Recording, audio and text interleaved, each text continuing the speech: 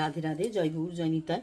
আমি ঠাকুরের সামনে বসেই তোমাদেরকে একাদশীর ব্রত কথাটা তোমাদের শোনাচ্ছি। তোমরা সকলে শুনবে। একাদশী যারা পালন করছো তারা প্রত্যেকে শুনো। আমি গোপাল সোনাদের ভোগ লাগিয়েছি, সেটাও তোমাদের দর্শন করিয়ে দেবো। আমি মাহাত্ম্য কথাটা পড়ছি, তোমরা শোনো। আজকে পুত্রদা একাদশী, পৌষ মাসে শুক্লপক্ষে পুত্রদা একাদশী হয়, তোমরা সকলেই জানো। ব্রত কথাটা শুধু তোমাদের শোনাচ্ছি। ভগবান শ্রীকৃষ্ণ বলিতে থাকিলেন, এবার আমি পৌষ মাসের শুক্লপক্ষে যে একাদশী সংসারে হিতের জন্য সেই কথা বর্ণনা করছি। এই একাদশী পুত্রদা নামে প্রসিদ্ধ এবং সর্বপাপ বিনাশিনী ও কামদা। এই একাদশীর দেবতা হলেন ভগবান নারায়ণ। ত্রিলোক এই ব্রতের সমান ব্রত নাই। ত্রিলোকে এই ব্রতের সমান ব্রত নাই।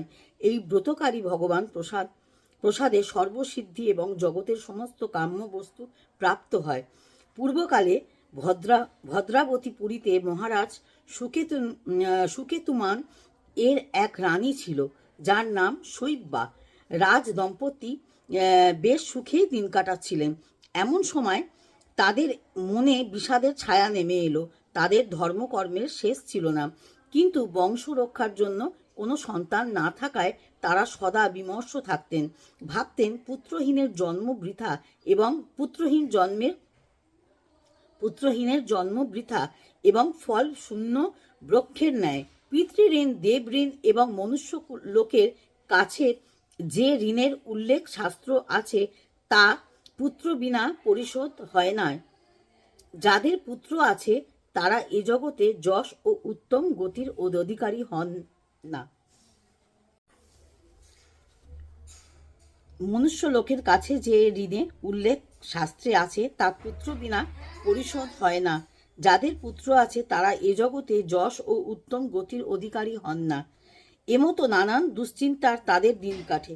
একদিন রাজা ঘোড়ায় চড়ে অরণ্য গমন করলেন। রাজ্যের কেউই এই সংবাদ জানত না। ভ্রমণ করতে করতে মধ্যাহ্নকালে ক্ষুদ পিপাসায় কাতর হয়ে রাজামশাই জলের খোঁজ করতে লাগলেন। ঘুরতে ঘুরতে তিনি আপন পুণ্য প্রভাবে একটি সরোবর দেখতে পেলেন, যার সামনে মুনি ঋষিদের আশ্রম রয়েছে। রাজার মনে আশার সঞ্চার হলো। তিনি আশ্রমে গমন করলেন, যেখানে মুনিগণ বেদ পাঠ করছেন। রাজা সুকেতুমান শ্রদ্ধায় দণ্ডায়বত প্রণাম করলেন মুনিগণের শ্রীচরণে। মুনিগণ প্রসন্ন হয়ে রাজাকে বললেন, প্রার্থনা নিবেদন করো। রাজা বললেন, আপনারা কারা আর কেনই বা এখানে সমবেত হয়েছেন? মুনিগণ বললেন, আমরা বিশ্বদেব এখানে স্নানের জন্য সমবেত হয়েছি। মাঘ মাস এসে গেল প্রায়। 5 দিন পরেই মাঘের স্নান শুরু হবে। আর আজই পুত্রদা একাদশী, যে ব্রত পালনে মানব পুত্রবান হয়। রাজা তখন প্রার্থনা করলেন, হে বিশ্বদেবগণ, যদি সত্যই আপনারা প্রসন্ন হয়ে থাকেন তাহলে আমায় পুত্র প্রদান করুন। মুনি বললেন, আজ পুত্রদা একাদশী, তুমি আজ এই উত্তম ব্রত পালন করো। ভগবান কেশব প্রসন্ন হলে তুমি অবশ্যই পুত্র প্রাপ্ত হবে। ভগবান শ্রীকৃষ্ণ বললেন, যুধিষ্ঠির এই প্রকারে এই মুনিদের সাথে উত্তম রূপে রাজা সুকেতুমান ব্রত পালন করলেন। দ্বাদশীতে প্রারণ করে পুনরায় মুনিদের চরণে বারংবার দণ্ডবত প্রণাম পূর্বক রাজা প্রাসাদে ফিরে এলেন। তদন্তরণ রানী চম্পা গর্ভধারণ করলেন এবং সময় মহাতেজস্ব পুত্র সন্তানের জন্ম দিলেন। কালে সেই পুত্র আপন গুণাবলীর দ্বারা রাজ্যের সবার মন জয় করে পিতার নাম উজ্জ্বল করে প্রজাপালক রূপে খ্যাতি হলেন। তাই মহারাজ পুত্রদা নামক একাদশী ব্রত অবশ্যই পালন করা প্রয়োজন।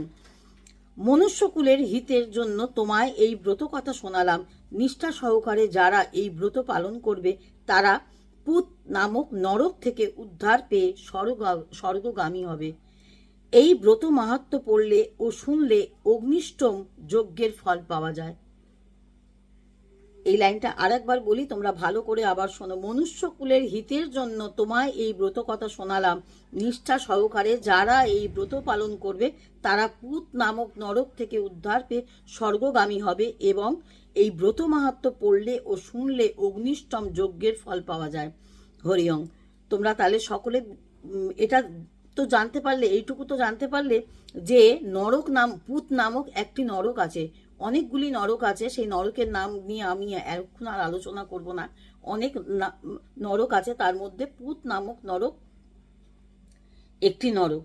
সেই নরকে থেকে এই একাদশী পালনটা করলে, কারণ আজ পুত্রদা একাদশী, এই একাদশীর নাম হচ্ছে পুত্রদা একাদশী। এই একাদশী পালন করলে যে তুমি এই মানে তোমার কর্মে এখান থেকে তুমি উদ্ধার পাবে। যেমনই কর্ম তুমি করছো তেমন তার ফল পাবে। তোমরা সকলেই জানো কর্ম যেমন হবে তেমন তার ফল পাবে। তার কারণ কোনো মানে কিছুই বিফলে যাবে না, সমস্ত কর্মফল ভোগ করতেই হবে। সকল সত্য হচ্ছে সব কর্মের মানে সব যাই সারা জীবনে কাজ করে থাকো কেন, তোমায় কর্মফল ভোগ করতেই হবে। কর্ম থেকে কেউ বাদ পড়বে না। অতএব আমরা মানব জীবনে চেষ্টা করব সকলে ভালো কাজ করে যাওয়ার, যে যতটা ভালো কাজ করব আমরা সকলেই তার ফল পাবো। তাই সকলে মিলে একাদশী পালন করো, কারণ এটা নারায়ণ ব্রত, শ্রীকৃষ্ণের ব্রত। মহাপ্রভু বলেই গেছেন যে এই ব্রত সর্বশ্রেষ্ঠ হচ্ছে একাদশী ব্রত। এই ব্রত নিষ্ঠা ভরে পালন করো। যে যতটা পারবে ভালো করে চেষ্টা করবে করার, আর যে তেমন করে পারবে না, আমি তো বারবার বলি খাওয়া দাওয়া নিয়ে কোনো চিন্তা করার দরকার নেই। কারণ অনেকেই খাওয়ার জন্য করতে পারেন না, যে কি খাবো একটা বিশাল চিন্তা থাকে। কারণ এখন অনেক কিছু খাবার অপশান থাকে, কোনো খাবার কোনো সমস্যা থাকে না।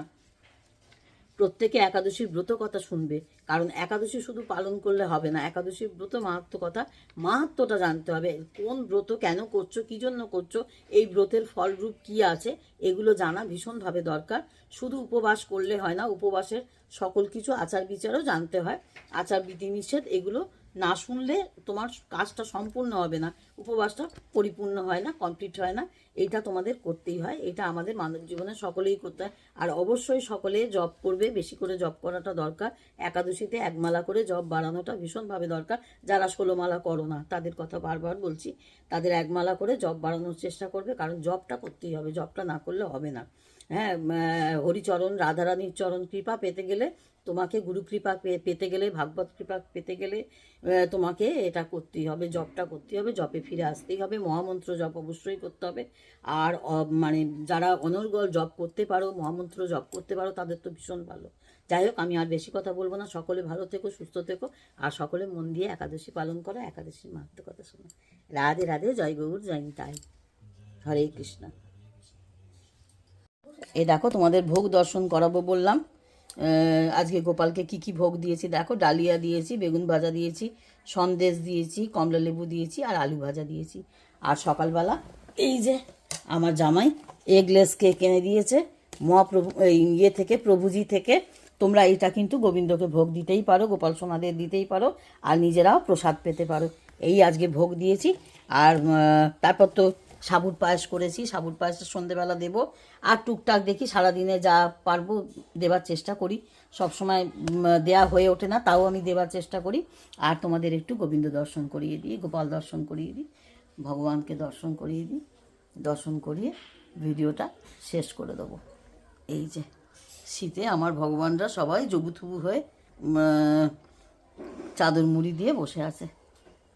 তোমাদের একটু ভোগ দর্শন করাবো বলেছিলাম বলে ভোগ দর্শন করে। ভোগ দর্শন সকলে করবে, ভোগ দর্শনে দুর্ভোগ কাটে। যারা যারা ভোগ দর্শন করবে বা যারা জানো না তারা অবশ্যই কিন্তু ভোগ দর্শন করবে। যখনই ভোগ হবে, ভোগের ইয়ে দেখবে বা মন্দিরে ভোগ হবে, তখন ভোগ দর্শন করবে। ভোগ দর্শনে সকল বাধা বিঘ্ন, বিপদ আপদ সব কিছু কেটে যায়, দুর্ভোগ কাটে। আর হাতে করতালি দিয়ে হরিনাম করলে সেই হাতের যা অশুভ রেখা আছে সব কিন্তু মুছে যায়। রাধে রাধে, হরে কৃষ্ণ, জয় গৌর, জয় নিতাই।